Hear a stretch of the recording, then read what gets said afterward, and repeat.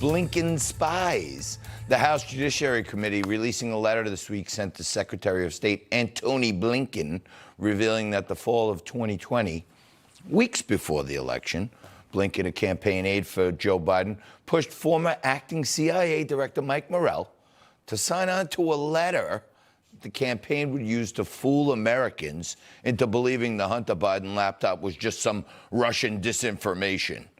Morell gave a transcribed interview to the House Judiciary Committee. Here's part of that. I quote, question, prior to Secretary Blinken's call, you did not have any intent to write this statement. Answer, I did not. Okay, so his call triggered, it did, yes. That intent in you? Yes, absolutely. 2 days after Antony Blinken reached out to Morell, voila, on October 19th, the now infamous letter was signed by 51 intel officials. They deceived the American public, told Americans Hunter Biden's laptop story was all a big lie, another big lie. They claim manufactured by, you guessed it, Russia. And then just 3 days later, at the final debate between Biden and Trump, we heard this from Joe Biden.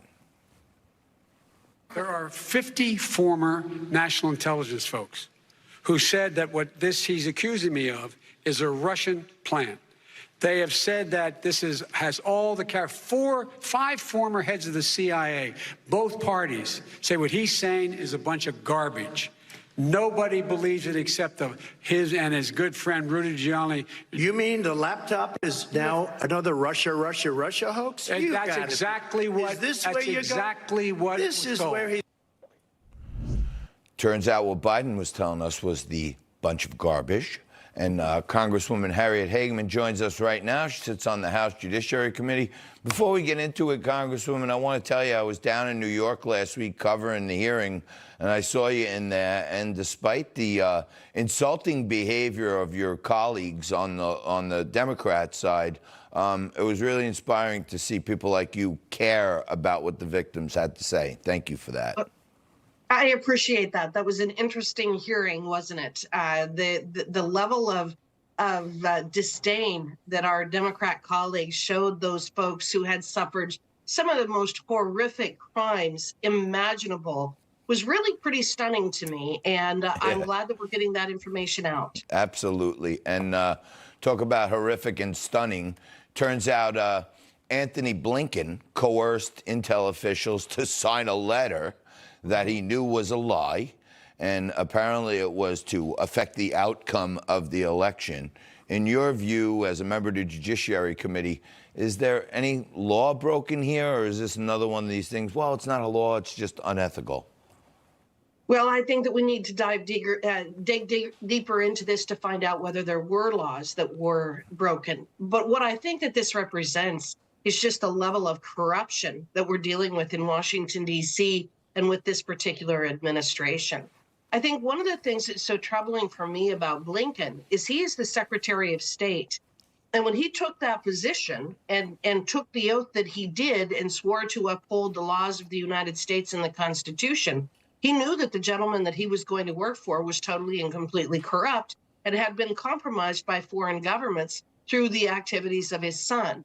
So we've got a situation where one of the very top people in this administration has knowledge about the president, was willing to cover it up, was willing to get other people involved in covering it up. And now we're in a situation where we're asking questions such as, why are they allowing a Chinese balloon to cross the entirety of the United States? Why are they willing to enter into a nuclear deal with Iran? Why are they spending over $100 billion to Ukraine with no accountability and no accounting for it? So you've got to ask a lot of questions about to what extent our foreign policy is being dictated by the corruption of the Biden crime family. But you also have to understand that our Secretary of State is right in the middle of it.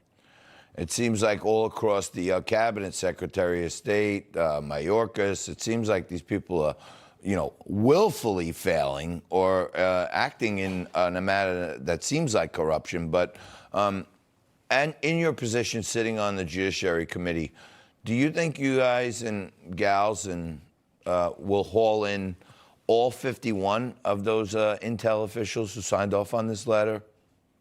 I don't know that we will haul in all 51, but I sure hope that we're going to haul in quite a few of them. Here's the thing. Somebody needs to ask them under oath, what did you know and when did you know it? When that letter came out, when the letter from the 51 came out, I knew. I was in Wyoming at the time. I knew that it was false. Anybody with a lick of sense knew that it was false. And we knew that it was a cover-up because nobody asked the most basic questions you would ask.